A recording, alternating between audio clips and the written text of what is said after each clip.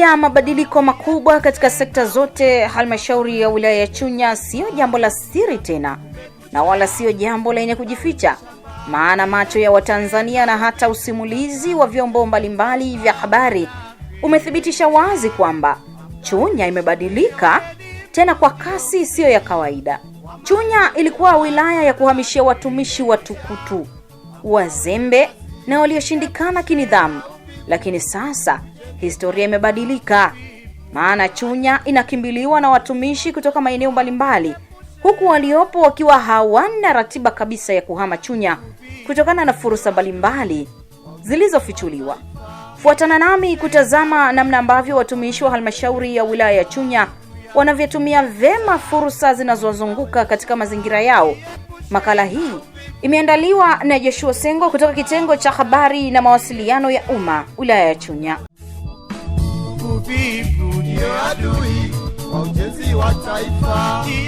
Dhana ya aliye na kitu ataongezewa na asiye na kitu, na kile kidogo alichonacho atanyang'anywa ina utata katika kuelewa kwake, kwani wapo walionacho hawahitaji kuongezewa, wapo pia walionacho wanahitaji kuongezewa, na wapo ambao hawana chochote na hawahitaji kabisa kuongezewa. Mambo yote haya yanajitokeza katika dhana ya aliyenacho ataongezewa, huku asiye na kitu chochote na kile kidogo atanyang'anywa mara nyingi hudhihirika kama juhudi, bidii na kujituma katika mapambano ya kusaka riziki. Maamuzi ya kuelewa na kuitafsiri vyema dhana ya walio na kitu wataongezewa, huku wasio na kitu kile kidogo pia walichonacho watanyang'anywa, iko ndani ya nafasi yako wewe unaifuatilia makala hii. Jambo muhimu ni maamuzi ya kuchukua hatua ambayo pia yameachwa kwako. Watumishi wa halmashauri ya wilaya ya Chunya wamethibitisha wazi kwamba wanazo kazi za kuwatumikia wananchi wa Chunya, lakini pia wanatumia fursa zinazopatikana maeneo yao ili kujiongezea kipato. Makala hii imejikita kutazama fursa za kilimo.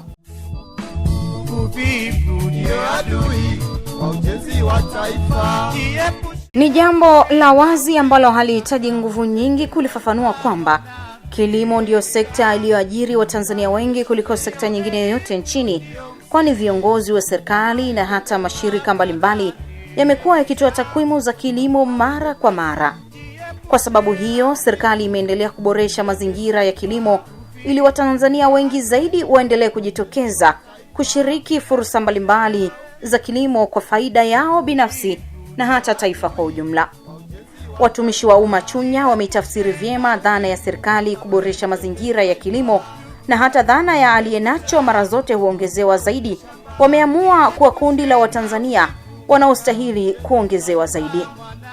Watumishi wa umma kutoka kada mbalimbali wanatumia muda wao wa ziada kufanya shughuli mbalimbali zilizopo katika mazingira yao wanayoishi na kufanya kazi, jambo linalowaongezea kipato zaidi, kwani dhana ya aliyenacho huongezewa inapata maana halisi.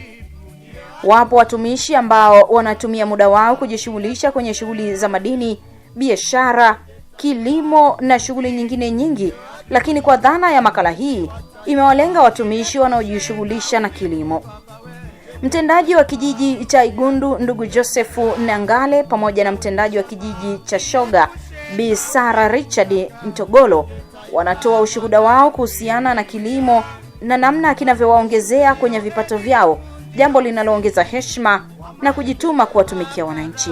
Mimi pamoja na kuwa ni mtendaji lakini ni mkulima. Kama mnavyoona nimelima hapa ili kupunguza zile 10,000 au 10,000 na ngapi kwa ajili ya kununua mahindi. Mbali na mshahara, lakini nimejiongeza na lima ili nisiweze kupunguza mshahara kufanya kazi zingine. Kwa chakula niingie shambani. Pamoja na shughuli yangu ya utendaji, ninapenda pia kujishughulisha na shughuli zingine ambazo zinanipatia kipato nje na utumishi wangu, kwa maana ya kilimo.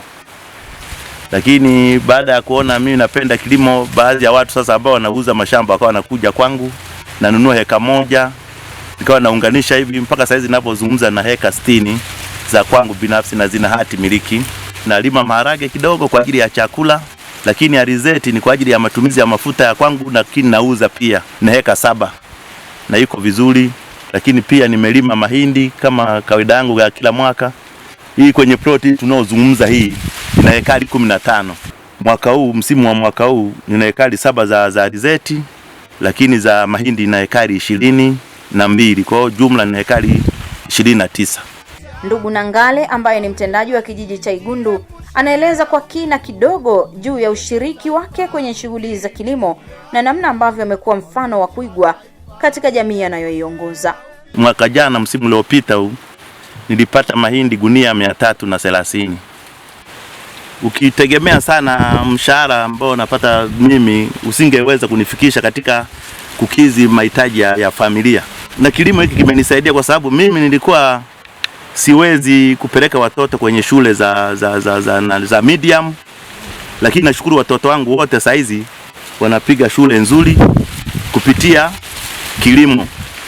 Mshahara wangu naufurahia sana kwa sababu unakuja unanipa kuniboost kwenye shughuli zangu hizi za kilimo. Lakini pia kazi hii mpaka nilipofikia hapa unaweza kusema kwamba uache kazi, lakini mimi nasema siwezi kuacha kazi kwa sababu iliyonifanya mpaka niyajue maeneo haya mpaka nikapata sehemu ya kilimo hivi ni kazi yangu ya utendaji. Kwa hiyo naipenda zaidi na nitaendelea kulima zaidi, lakini kupitia mimi hapa kiongozi wao watu wengi wanalima. Sasa hapa tunazalisha tani nyingi sana za mahindi kwa kuniiga mimi, wanakuja mpaka hapa wengine kujifunza kwangu.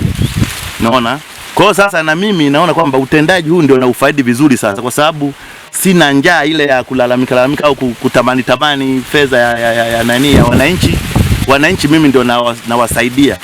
Sasa sisi viongozi ni mfano wa kuigwa. Ukiwa unaongoza watu, we ni dila. Kwa hiyo na mimi nimeona hii sio tu kwamba nanufaika mimi, na inufaisha pia jamii ninayoiongoza kwa maana ya kuiga kilimo, watu wasio wavivu mitaani. Sasa hizi vijana wengi wananunua mashamba. Watumishi hawa ni waajiriwa wa serikali ya Jamhuri ya Muungano wa Tanzania kwa mkataba wa kudumu. Hivyo kila mwisho wa mwezi hupata mishahara kwa kazi walioajiriwa kwayo, lakini nje ya hiyo wao ni wakulima wakubwa na wanalima kwa kiwango kikubwa. Walitambua mapema kwamba asiye na kitu na kile kichache alichonacho hunyang'anywa.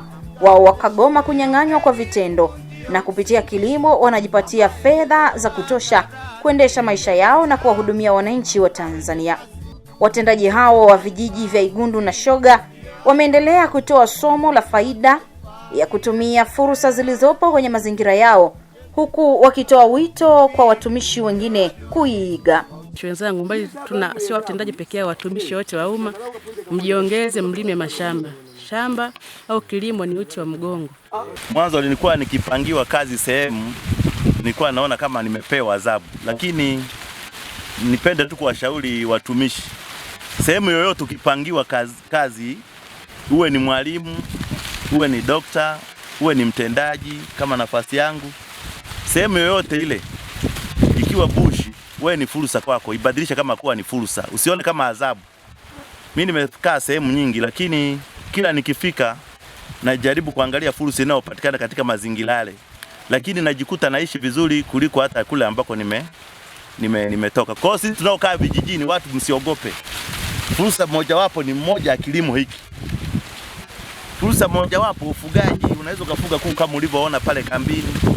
Mimi nikipata wageni sipati shida kwenda sokoni. Naingia hapo kibandani nachukua kuku tunakula. Kwa hiyo ni waombe watumishi, hata kama uko mjini, njoni kijijini huku tugawane mashamba tulime, lakini mshahara wako ubaki pale, lakini sehemu ya kilimo ni ya afya sana katika utumishi. Afisa ugani kata ya Kambi Katoto ndugu Nicholas Chambala, afisa ugani kijiji cha Igundu Bi Rose Rungwe, pamoja na afisa ugani kata ya Lupa ndugu Owen Mandepu wamewakilisha maafisa ugani kuzungumza namna ambavyo wametumia fursa zilizopo kwenye kilimo kujiongezea kipato. Maafisa ugani hao wanasema kilimo imekuwa na tija kubwa sana kwao, na kupitia kilimo wamefanya mambo makubwa ambayo yamepelekea kutokuwa na tamaa ya kuhama Chunya, maana wametambua fursa na wamezitumia. Kama mtaalamu wa mifugo, maana yake tunaweza kuwa tunawahubiria wananchi vitu ambavyo hatufanyi. Lakini kwa mimi nimekuwa nikifanya ufugaji kwa muda mrefu kidogo. Kuanzia nikiwa Sangambi, nimeshakuwa nanunua ng'ombe kule, ninafuga kwa muda fulani na ninawauza. Na niseme jambo hilo pia linisaidia hata kwenda kujiendeleza. Sikusomea kwa bodi ya mkopo wala sikusomeshwa na mkurugenzi. Lakini mifugo wale nilikuwa nawafuga ndio nilikuwa nikiwauza na napata ada. Kule Sangami nilikuwa nikifuga kuku, nilikuwa nikifuga na ng'ombe. Lakini hata sasa hivi ambacho nakifanya ninafuga kwa muda mfupi na kuuza. Kwa mfano kuna hii wanaita idi ya kuchinja. Nakusanya mbuzi kuanzia wa 10, wa 11 na wa 12. Tunanunua mbuzi, tunawafuga, tunanenepesha. Ikishafika ule mwezi wa 4, wana ile idi ya kuchinja, tunapeka sokoni, tunawauza mbuzi wote. Tukishauza ile faida ambacho nakifanya mimi kama afisa mifugo, pia mtaalamu wa kilimo, tunanunua mazao. Naweka stock, kisha mwezi wa 11 na yauza, na nanunua tena mbuzi. Ndio mtaratibu ambao nikifanya. Jana nimelima ekari 8. Nimepata gunia 160 za mahindi. Halafu maharage nililima eka 2. Niliasiliwa kidogo na mvua za mwaka jana, kwa nikaa nina gunia 2 za maharage na hizo za mahindi 160. Mwaka huu nina heka 10 za mahindi. Alizeti sijabahatika mwaka huu kulima, ila nimelima bado maharage nimelima eka 1. Tumbaku ambazo nilikuwa nimezalisha mwaka jana, kwa ufupi nilikuwa nimefanikiwa kupata dola 7,000, kwa sababu ni vitu vya uwazi ambavyo yatakiwa tufiche. Naona dola 7,000 ambazo hizo nilizozipata zilinisaidia katika kukabiliana na changamoto za kifamilia. Kwa mfano kusomesha watoto, naona tunalipa watoto ada, lakini pia kuboresha hata makazi, lakini pia zinasaidia hata kwenye shughuli zangu za kila siku. Uhakika wa watumishi hao kupata mshahara mwisho wa mwezi hakujawafanya waridhiki na mishahara yao, lakini wanashiriki kwenye kilimo na wanapata fedha, inawezekana nyingi kuliko zile wanazopata kwenye mishahara yao. Kupitia fedha hizo wameweza kuendesha familia zao kwa urahisi, lakini pia wameweza kutoa ajira kwa watu wengine ili wawasaidie wanapokuwa kutekeleza majukumu mengine ya kiserikali. Maanake kwa kufanya hivyo imenisaidia kujenga uchumi nje ya mshahara. Maanake kuendesha baadhi ya shughuli za kiuchumi kupitia biashara. Ukiacha uchimbaji nini, maanake kupitia ule mtaji ambao unapata kule, faida ambayo naipata kule, na uwekeza kwenye vitu vingine. Na kwenye shughuli za uchimbaji pia, ingawa nje ya taaluma lakini nawekeza huko. Lakini pia sio hivyo tu, sasa hivi niko mbioni kufungua Agrovet, duka la kuuza pembejeo za mifugo kupitia faida ambayo nimepata kwenye hiyo biashara. Kwa hiyo ni biashara ambayo inanipa faida pia. Naajiri vijana si chini ya 6 kwa ajili ya shughuli za shambani kama kusaidia nguvu kazi, zikiwemo kulima, palizi, pamoja na kwa ajili ya kudhibiti magugu na wadudu. Kwa lazima niwe na kijana ambaye atanisaidia kazi za kupiga dawa. Zinazo, lakini asilimia kubwa kusomesha watoto, kuboresha makazi yangu, naona ambapo pia tunasema unapofanya hivyo na jamii nayo, unaposhiriki kwenye hizo shughuli za kilimo alafu ukawekeza kwenye mazingira ya kuboresha makazi, jamii nayo kuzunguka wanaona, na kweli wanakuona huko shambani na umepata kweli nyakati ambazo na wao wanafanya na wewe unafanya. Kwa hiyo hata ile zana ya kusema labda kuna baadhi ya watumishi, kuna mazingira labda ya ubadhirifu nini, wanakuondoa kabisa, kwa sababu wanakuona na wewe unashiriki, unafanya shambani uko nao, sokoni uko nao. Kwa hiyo hata kile unapotoa elimu wanakuelewa, kwa sababu nawe unafanya kwa vitendo. Sekta ya elimu imeajiri idadi kubwa sana ya Watanzania kutoka maeneo mbalimbali ya nchi, yani mijini na vijijini, jambo linalofanya baadhi ya walimu kufanya kazi mjini na wengine vijijini kulingana na atakapopangiwa kituo chake cha kazi. Walimu nao hawakuwa nyuma katika kutumia fursa zilizopo kwenye mazingira wanayofanyia kazi. Hivyo nao waliamua kujiingiza kwenye kilimo kwa kutumia vyema muda wa ziada wanaopata kujipatia kipato cha ziada. Mwalimu Christian Ntali kutoka shule ya sekondari Lupa anasema kupitia kilimo sasa hahitaji kuhama kwenda Mbeya mjini ambako ndio nyumbani kwao, kwa kuwa anachokipata Chunya hawezi kukipata maeneo mengine. Chuo malengo yangu kwa sio kuja kuwa mwalimu hapa. Mimi nilikuwa ni mchezaji. Kwenye kambi ya 60 Panda nilikuwa nacheza mpira pale. Kwa mwalimu wangu kwa hiyo lengo langu ilikuwa ni kucheza mpira. Nilivyofeli kwenye mpira nikasema basi niende jeshini. Nilivyofeli jeshini nikaja kuwa mwalimu hapa. Nilipata ajira hapa, nikaja kuja nipata ile first appointment, nikaja hapa Lupa Sekondari. Baada ya kuja hapa sasa nitafanya nini cha kujiongeza kingine? Na mimi sijailima, unajua mimi nimezaliwa mjini. Kwa hiyo kulima mimi sijawahi, hata kushika jembe sijawahi. Ila nilipofika hapa kukutana na watu wenyewe kunipokea vizuri kama Mwalimu Kazimoto, walikuwa wanafanya hizo shughuli. Kwa hiyo na mimi nikavutiwa nazo. Kwa hiyo mwaka ule niliingia kwenye kilimo 2015 ile mwezi wa 5. Kwa hiyo mwezi wa 7 wa 8 kaanza maandalizi. Kwa hiyo wakanielekeza, akanifundisha hivi na hivi, nafanya hivi na hivi. Kwa hiyo nikafanya, na mwaka ule nakumbuka nilima kama eka mbili kasoro. Baada ya kuuza ule mzigo nilipata milioni 3 kwa mara ya kwanza. Na mimi hujua hapa nimetoka mjini, kushika milioni 3 sio mchezo. Kwa hiyo afu bado ni mdogo, nimetoka tu chuo. Nimeshika milioni 3. Nakumbuka hela yangu ile nilipopata milioni 3, nienda kununua pikipiki bwana. Nikaenda kununua pikipiki nikapeleka nyumbani. Basi walishangaa wenyewe, yani mara ya kwanza tu kupata ile. Kwa hiyo nilipoanzia hapo shughuli za kilimo. Kwa hiyo kutoka hapo nikaenda kupambana na kilimo. Kuna ups and downs zipo, kuna kupanda na kushuka na kilimo hivyo vipo. Kutokana na unajua tunategemea sana hali ya hewa sisi. Kwa hiyo kuna kuanguka, kuna kupanda. Kwa hiyo tulikuwa tunapambana, lakini mimi nikiamini sana kwenye kazi yangu ya ualimu, lakini pia nikiamini kwenye kujiongeza kwenye kilimo. Mwalimu Christian anasema msimu uliopita wa kilimo alipata zaidi ya kilo 2500 za tumbaku, huku akisisitiza kueleza kiasi cha fedha alichopata ambacho ni zaidi ya shilingi milioni 19. Nilikuwa nimelima eka 5 na nilipata kilo kama 2500. Kwa hiyo kidogo niongeza uzalishaji. Kilo 2500 nilipata wastani wa $3. Kwa hiyo pale ukipiga hesabu, ukipiga 3 mara ile 2500 unakuja kuconvert unapata ile dola. Kwa hiyo nilipata hela kidogo ni nzuri.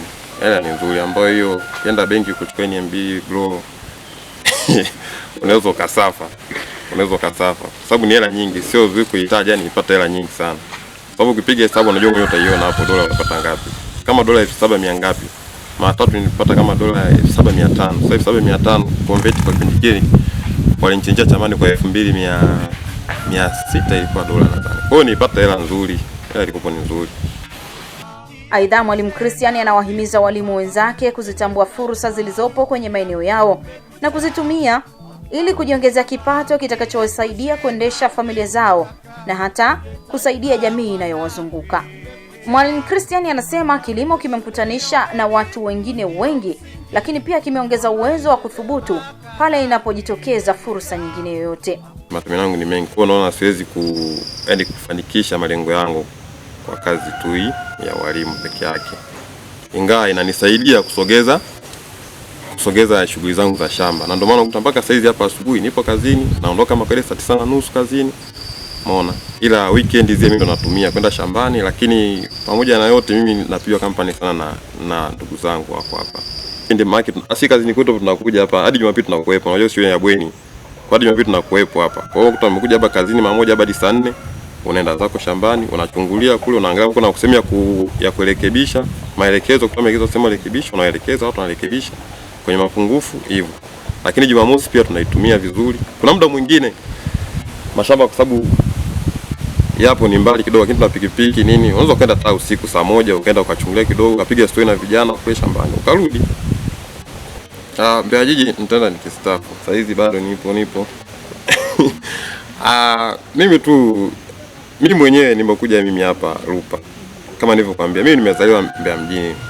Nimezaliwa Meta hospitali, nimesoma Sangu sekondari, O level Southern Island pale mjini. Na kwetu sisi hatuna mashamba, nikwambie tu kama ujui. Sisi hatuna mashamba. Sisi tumeishi kwa kununua vitu. Mpaka leo tunanunua vitu tunaweka ndani. Labda mimi nilipokuja huko kidogo nilima mahindi naweza kumpekea mama na ndugu zangu wengine. Kwa hiyo mimi sijaishi kwenye kilimo. Yaani sijawahi kulima. Lakini nilipofika hapa mimi nikaangalia fursa iko hapa. Mimi nini nakitaka? Umeona yaani nahitaji nini mimi? Hivyo vitu vyangu ninavyohitaji ndavipataje? Kwa hiyo niko na vitu ninavyohitaji ninavipata kupitia kilimo. Pamoja na kazi yangu. Kazi yangu mimi haki inanipush kusimamia vile vitu vingine. Kwa hiyo nachoasa vijana waache uvivu. Umeona? Yaani watumishi tuache tu uvivu, tujitoe. Hasa mtu kishakuwa na malengo yako, kama kuna fursa sehemu hasa za kilimo ni kujitoa tu mwenyewe. Na muda mwingine ufanye wewe ni kuishi na watu vizuri, ongea na watu vizuri watakusaidia. Kwa mimi nimekuja hapa nimekuta wenyeji, mimi sijailima, nimekuta wenyeji, nikawaulizia wakanipa mipango nafanya hivi na hivi 1 2 3 basi. Na kuishi vizuri na wale vijana wangu ambao wanasimamia zile kazi basi. Ila kila sehemu ni kusubutu kufanya.